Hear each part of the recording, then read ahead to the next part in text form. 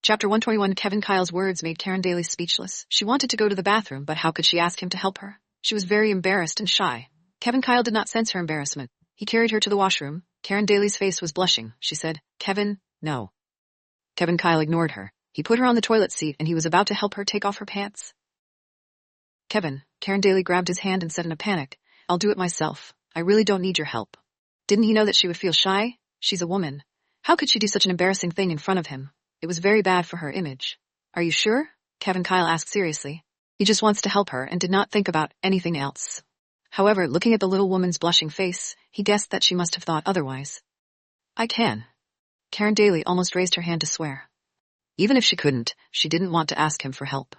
Since Karen Daly was so confident, Kevin Kyle looked at her for a while and then turned around and went out. He closed the door and said, "Call me when you are done." His voice was the same as usual, and his face was expressionless. He didn't mind helping her, but Karen Daly wanted to go to the bathroom alone and never see him again. This man. After Karen Daly was done, she coughed softly and Kevin Kyle's voice immediately came from outside the door. "Are you done?" "Yeah," Karen Daly answered in a very soft voice. When she was using the bathroom, Kevin Kyle was guarding outside the door. She felt so awkward. Kevin Kyle pushed the door open and came in. He gently hugged her to the sink to wash her hands, and then he took her back to the room and put her on the bed. He added, "Are you still feeling dizzy?" Karen Daly nodded. "A little, but it's not as bad as earlier." Kevin Kyle patted her head and said, "Eat something first, and rest after you eat." There were many scratches on her body, and the most badly injured part was her legs. Her head was slightly concussed due to the heavy blow, so she had to stay in the hospital for observation for a few days. It was fortunate that the car yesterday was blocked by the bushes by the roadside, and if the direction of the car was slightly skewed when it rushed over, the consequences would be. Thinking of what happened yesterday, Kevin Kyle hugged Karen Daly tightly again. He would never let her get hurt like this again. After dinner, Karen Daly fell asleep again. Amelia Gray knocked on the door and came in. When she was about to speak, Kevin Kyle immediately gestured for her to keep quiet and went outside of the ward with Amelia Gray. "Director Kyle, you were right. It's Charlie's order." Amelia Gray looked at Kevin Kyle and saw that his face did not change. She continued, "He was targeting you, not your wife." After hearing this, Kevin Kyle frowned. "If he is looking for death, then let him have it." Amelia Gray added, "The police?" "This matter doesn't require the help of the police." Kevin Kyle walked back to the ward. Kevin Kyle didn't say it clearly, but Amelia Gray understood what he meant. If Charlie was handed over to the police, he would only be sentenced to a few years at most, which was the lightest punishment to him. Since Charlie wanted to play dirty, then they would return the favor. Over the years, Kevin Kyle had been in charge of the entire Rovio Corporation Inc. He did not rule out the use of mean tricks in certain matters. As for Charlie, who had always been so oblivious at his doings, it was he who personally caused the Gook family towards doomsday. Karen Daly knew that Kevin Kyle would not say nice words much, but he was actually a very thoughtful person. The wound on her leg was almost healed. She could walk slowly without anyone's help, but he was still taking care of her. He was sitting on the sofa, reading the documents with a focused and serious expression. It was said that men at work were most attractive. Her Kevin Kyle was no exception. Every time when she watched him being serious, she could not look away. She stared at him for some time. He finally looked up. His deep eyes met her clear eyes. He asked softly, "What's wrong?" Karen Daly thought for a moment and said, "I want to leave the hospital. I want to go back to Chatterton Town. I miss Momo." She had been in Beaufort City for almost half a month. She really missed the weather of Chatterton Town. She missed Momo, who was in Chatterton Town, the delicious food, and many things about Chatterton Town. The reason why she couldn't wait to leave Beaufort City as soon as possible was that the Gook family was the most powerful in this town. Kevin Kyle didn't tell her about the car accident a few days ago, but it didn't mean that she didn't know about anything. That incident must have something to do with the Gook family. The only thing that was fortunate was that she was the one who got injured. "Someone is taking care of Momo." Kevin Kyle put down the document in his hand and sat beside her. He patted her head and said, "Go for another checkup this afternoon. We'll go home after making sure that your head is okay." "Okay." Karen Daly nodded with a smile. He said that we will go back to our home. No wonder she had been thinking about going back to Chatterton Town all this time. It turned out that she had already regarded that place as her home. Their home. Thump, thump. There was a knock on the door. Amelia Gray pushed the door open and walked in. "President Kyle, Mr. Ken is here. Let him wait." Kevin Kyle pulled the blanket over Karen Daly. "Have a good rest. I'll be back soon." "Okay." Karen Daly nodded. When Kevin Kyle went out of the ward, George Ken stood by the corridor outside the ward. His usual smile was gone, and he looked at Kevin Kyle with concerned eyes. Kevin Kyle did not say anything. He nodded at George Ken and walked aside, trying to stay away from Karen Daly's ward. George Ken understood Kevin Kyle's intention. He reluctantly looked at the ward and followed behind Kevin Kyle. "How's she doing now?" George Ken was concerned. Kevin Kyle looked at him, then turned his head and looked out of the window. She is doing okay. George Ken saw Kevin Kyle's cold attitude. They had been classmates for many years, and their relationship had always been good. Although Kevin Kyle didn't talk much, he was nice to his friends and classmates. Now that he was so cold, either Kevin Kyle felt that he had crossed the limit, or he must have known something. Thinking of this, George Ken finally asked this. You knew? Kevin Kyle nodded. I really can't hide anything from you. George Ken laid out his hands helplessly and said, What do you want me to do? Kevin Kyle lit a cigarette and took a puff. He said slowly, If you want to reconcile with her, I won't stop you. But I hope she doesn't need to know about that matter. Karen Daly just came out of the shadow of losing her mother. If he let her know about what had happened 20 years ago, he could not imagine how she would react. He would do everything he can to protect her from getting hurt again. Chapter 122. Our father died in a car accident. The police said it was an accident, but everyone knew that it was not. George Ken sighed and said, This time, car accident again? Only the Gook family can use such dirty tricks. Kevin Kyle said calmly, The Gook family won't be able to struggle for much longer. Yes, George Ken looked at Kevin Kyle and sighed again. As long as you are ready to fight back, the Gook family won't be able to fight much, no matter how capable they are. I don't have to do it. Someone will take care of them. Kevin Kyle looked at George Ken and said this calmly. After listening to Kevin Kyle's words, George Ken understood that Kevin Kyle was aware of everything he had done. For example, Kevin Kyle knew that George Ken gave Karen Daly some hint to look for Mr. Willis to deal with the Gook family. Since Kevin Kyle already knew about Mr. Willis, George Ken was not afraid of admitting this. He added, It's a good show to make Mr. Willis punish the Gook family and let them kill each other. After finishing the last puff of the cigarette, Kevin Kyle put out the cigarette and said, I don't blame you for using Karen Daly to do that. On the contrary, Kevin Kyle wanted to thank George Ken for giving Karen Daly a clear path. Her mother was forced to death by those people. According to Karen Daly's character, she would never give up. Giving her a way to find Mr. Willis, it was better than doing things recklessly. To guarantee success, he could secretly help Mr. Willis. As George Ken said, watching the Gook family fight was the most interesting show, wasn't it? Thank you for not blaming me. George Ken patted on Kevin Kyle's shoulder. I know you're worried about her, so I won't do what you're worried about. Kevin Kyle looked at him and did not speak. Take good care of her. George Ken patted Kevin Kyle's shoulder again and restored his casual smile. My good brother-in-law. His father used to have a lover in his childhood, but then they broke up amicably after. Then both of them married someone else. Both of them had their own families and their own children. He thought that they would not cross paths again. Even if they saw each other again, they just nod at each other as if they were strangers. However, he had never expected that his father, who was in a high rank, became someone's target to rely on for power. The man came looking for his father several times and told that he could give his wife to his father. After his father refused many times, the man had a vicious idea. His father was framed when he was on a business trip. After his childhood sweetheart was drugged, she was sent to his father's bed. His father refused in the beginning, but after she cried and persuaded, George Ken guessed that Karen Daly's mother still loves the father. Otherwise, she would never be used by her husband. The mistake had been done. The man took photos and threatened his father. Unexpectedly, his father was unwilling to compromise, so they conspired a car accident in the end. More than 20 years passed, and they were conspiring for a car accident again. Fortunately, this time, they were lucky and they only suffered from some injuries, which did not endanger their lives. However, no one from the Gook family or the Daly family can escape this time. When walking out of the hospital, George Ken looked up at the sky. The sky was gloomy. Another round of heavy snow was about to come. Daly family's villa. Christine Daly sat in front of the mirror and looked at the person in the mirror quietly. The person in the mirror had beautiful eyebrows and a standard oval face. No matter how she looked at the mirror, she still felt she was the definition of beautiful. However, but her body was so dirty that even she disliked herself. In the past 2 days, as long as she closed her eyes, she would think about what had happened that night and the disgusting things those men had done to her. What about Charlie? Charlie was watching from the side, even cheered for the others. At that moment, the one she hated was not the man lying on top of her, but the man who she had been going after since she was a kid. She hated him so much that she wanted to destroy him. Christine Daly stared at herself in the mirror for a long time before she put on some light makeup. There was no doubt that she was beautiful. She doesn't need too much makeup for looking pretty. She could surpass many girls even if she went out without makeup. Of course, except for the one she grew up with.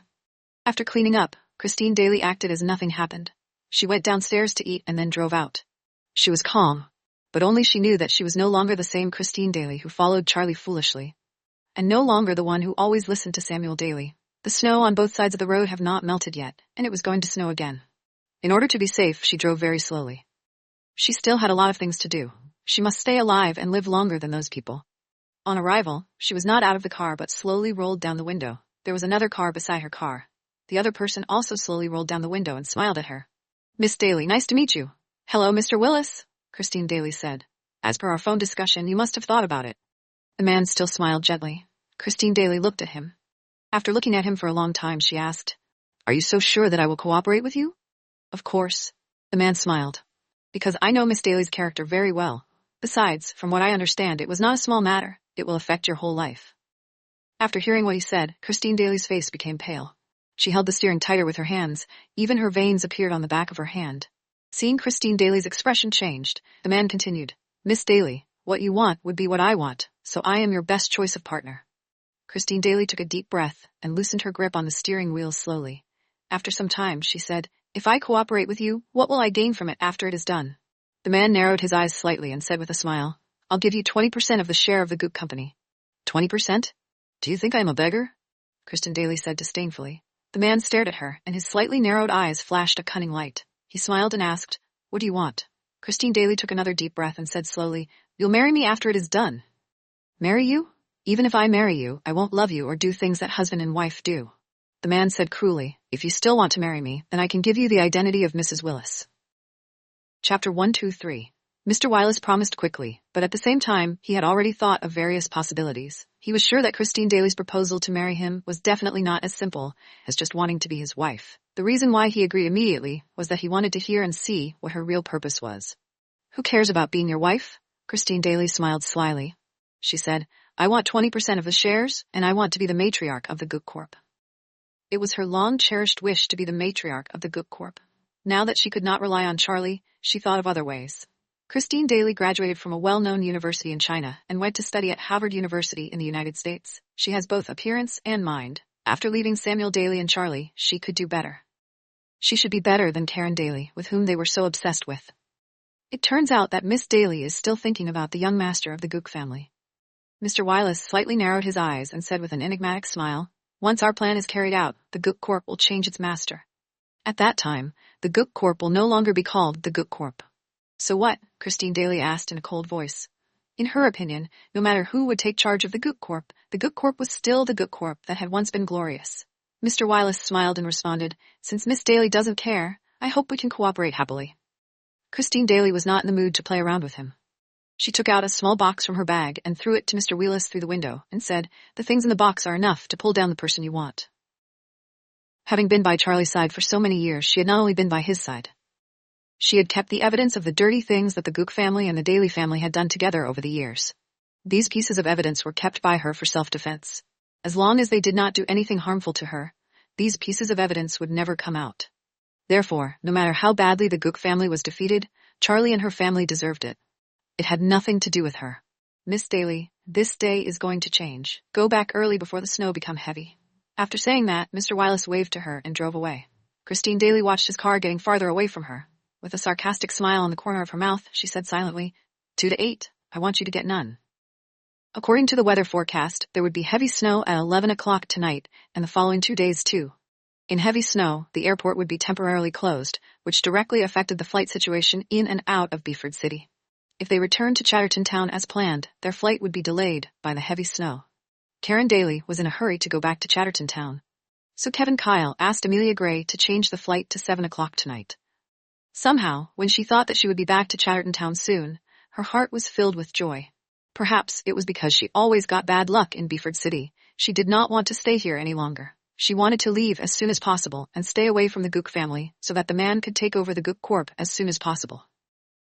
When she returned to Chatterton Town, she could also work hard and everything would be fine. Karen Daly turned her head to look at Kevin Kyle, who was sitting next to her.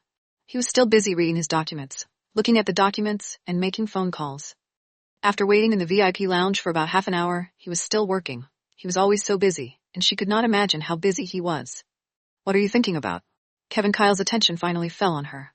I'm wondering, since you are busy with work, is your big boss of Rovio Corporation Inc. just busy with counting his income every day? Hearing her angry words, Kevin Kyle felt funny and laughed in a low voice. Only the staff members of the bank are busy counting money every day. She pursed her lips and said, Your boss didn't even give you the time to rest on weekends. How much did your big boss pay you? He said, Enough to raise you. Who wants you to raise me? I can make money myself. Although Karen Daly didn't need him to support her, she couldn't help but feel a trace of sweetness when she heard his love words. She asked again. It's almost time to board the plane. Are you done with your business? I'm done. Kevin Kyle turned off his phone and handed the computer to Amelia Gray next to him. He reached out to hold Karen Daly and sniffed her hair. Why are you so happy? Because we are going home. She snuggled up in his arms and held him. Today is the 10th day of the 12th lunar month, and there are still some days before the new year. I have to go home and prepare for it.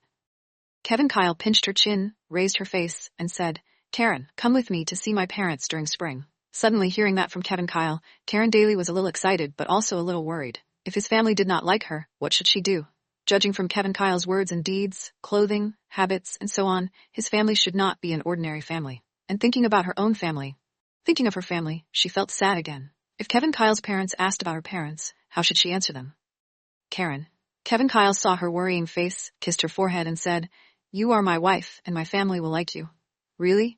It was not that she was not confident, but she had too many tainted parts. Kevin Kyle would believe her. Kevin Kyle did not care about her past, but his family might care. Some people said that marriage was a matter between two people, as long as Kevin Kyle believed her. But she didn't think so. She wanted to live a better life with Kevin Kyle. Of course, it was better to get blessings from his elders. Of course it's true. Kevin Kyle rubbed her head again. He believed that his family would definitely adore a kind, strong, and beautiful woman like her. The British 3817 flight to the Chatterton town is ready for boarding. Hearing the boarding announcement, Kevin Kyle attempted to carry Karen Daly. Karen Daly was shocked by him again and tried to stop him. There are so many people, you'd better let me down. So what? He was holding his wife. He didn't hug anyone. What did it have to do with others? With so many people looking at her, she would be embarrassed. But Kevin Kyle didn't mind. His grip was strong, and she couldn't move at all. He was her husband, a man who was a little bossy, a little low EQ, but also very considerate. Chapter 124. After more than 2 hours of flight, it was already past 9 o'clock in the evening when the plane arrived at Chatterton Town Airport. It took them more than an hour to get home from the airport. It was close to 10 o'clock in the evening.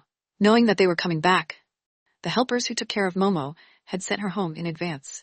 Because she hadn't seen her mother for a long time, Momo was in a bad mood and didn't want to move from the sofa.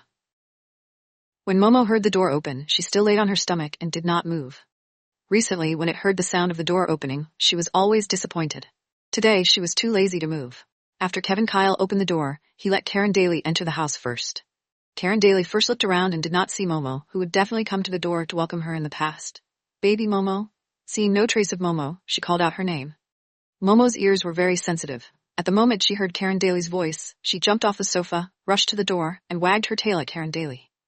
Woof woof woof, woof woof. Karen Daly picked up the little body, and the two of them leaned together and embraced one another. She had not seen this little girl for half a month. She really missed her. Momo was also very excited. She was wailing and barking as she nestled in Karen Daly's arms, with tears in her eyes. She really missed her mother. It was the first time that Momo had not seen her mother for such a long time. She thought that her mother did not want her anymore. Fortunately, her mother was back. Your leg injury has not yet healed. Let's sit down first. Kevin Kyle reminded her in a deep voice. At this time, he felt a little uncomfortable. When they were in the car, Karen Daly could only see him. But as soon as she got home, she only saw this little pet. He seemed to be transparent. Mr. Kyle, go and do your work. I'll play with Momo for a while. You don't have to worry about us. Karen Daly waved her hand to him and responded without looking at him. Upon hearing Karen Daly's words, Kevin Kyle's face darkened. He gave Karen Daly and Momo a gloomy look and turned into the study. Hearing the door of the study room close, Karen Daly whispered in Momo's ear. Momo, do you think your father is angry? Momo barked to reply, seemingly agreeing with her mother. Momo, go play by yourself. Mom will make a bowl of noodles for Dad. In the afternoon, Kevin Kyle needed to go to the airport. And because he couldn't have any business contact after boarding, Kevin Kyle had been busy before boarding. He was so busy that he didn't even have dinner. He did not eat the food on the plane, so he was hungry until now. Karen Daly deliberately sent him to the study so she could prepare supper for him. She could walk with her legs, but she would feel some pain if she walked too long or too much. It was not a big problem. As they were not home for a long time, Karen Daly was still worried that the things in the refrigerator would have turned bad already. However, when she opened the refrigerator, she found that the refrigerator was full of new goods, including all the ingredients she needed. She looked down at Momo circling around her and asked, Momo, do you know who bought all these? Surely Momo would not answer. She just felt very happy and wanted to talk to someone. Kevin Kyle was so busy, but he would have asked the helpers to prepare little things like that. How could she not be moved by his act?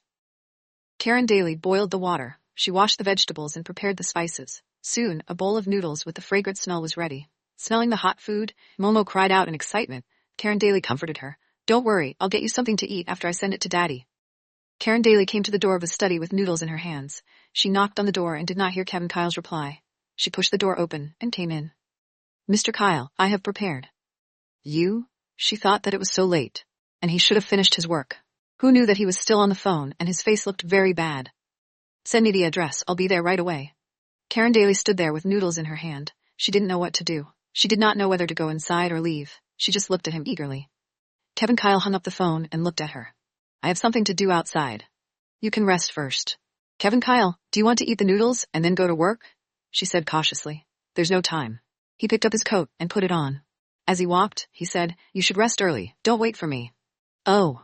Karen Daly took the noodles and sent him to the door, saying, Drive more carefully. No matter how urgent you are, you have to deal with it slowly. Hearing her instruction, Kevin Kyle stopped holding the door handle and looked back at her. Come here. What? Karen Daly did not know what he was doing and walked over foolishly. As soon as she approached, Kevin Kyle held her head and kissed her hard. Don't worry, go to sleep early. Okay. Karen Daly nodded with a red face. After seeing Kevin Kyle off, Karen Daly sat and ate the noodles alone, finding them tasteless. When she heard Kevin Kyle's call just now, it seemed that he was very anxious. She didn't know what had happened.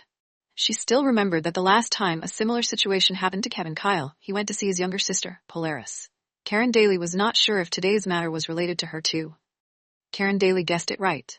At this time, Kevin Kyle was going to see Polaris.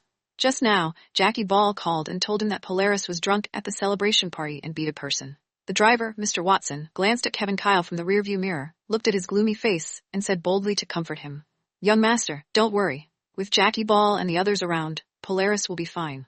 People who had been by Kevin Kyle's side for many years knew him. When he heard Polaris beat someone, he was worried. He was worried that she would get hurt. About half an hour later, they arrived at the destination. Mr. Watson parked the car. Kevin Kyle got out of the car. Jackie Ball hurriedly greeted him and said with a look of embarrassment, Young master, Polaris is really drunk. No one is allowed to get close. Kevin Kyle said in a deep voice, Lead the way.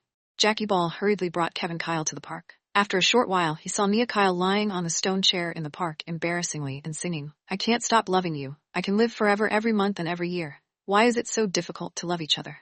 Seeing her like this, Kevin Kyle was furious. He walked over and picked her up and left. Mia Kyle was so drunk that she didn't even know who carried her. She punched and kicked with all her strength to deal with Kevin Kyle. Who dares to hurt me? I'll kill you. Mia Kyle? Kevin Kyle roared. Hearing Kevin Kyle's voice, Mia Kyle shivered. Her hands and feet became quiet at the same time. She didn't dare to retaliate. Chapter 125. Even though she was drunk when she heard the familiar sound, Mia Kyle knew who was carrying her. No one dared to do this to her except him. She stretched out her soft little hand and touched his back casually. She sighed. Leo, why do you always come to me? Why are you so leisurely? Why don't you find a girlfriend? Mia Kyle shook her head and sighed while saying, Spring is coming. You are 29 years old soon, and after that, it's 1 year away from turning 30. You are so old. If you don't find a woman, no woman will be willing to marry you in the future. She didn't know if there was really something wrong with her brother. She released the news that he was a playboy. So many people rushed to send women his way, but he refused to see anyone.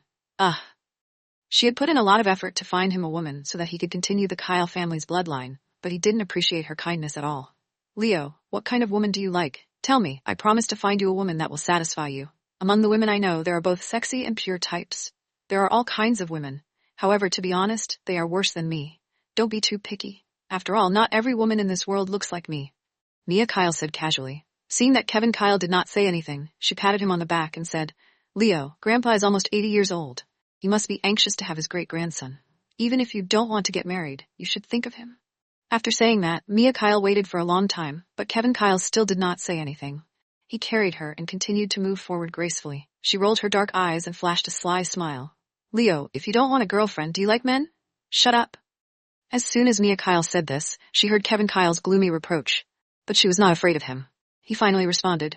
She was proud, so she said, Are you so angry because I guessed it right? Mia Kyle, it seems that you have left home for too long and forgot all the etiquettes you have learned. Hearing Kevin Kyle's gloomy warning, Mia Kyle felt chills down her spine. Oh no, did she really guess it correctly? If he really liked men and was accidentally exposed by her, he would definitely shut her up. Thinking of this, she smiled again and said, Brother, I really don't know anything. Even if I know something, I will never tell anyone. Hearing her words, Kevin Kyle's back stiffens up. Seeing Kevin Kyle's reaction, Mia Kyle was sure that there was something wrong with her brother. He was the only one in the Kyle family. If he liked men, the bloodline of the Kyle family would be broken.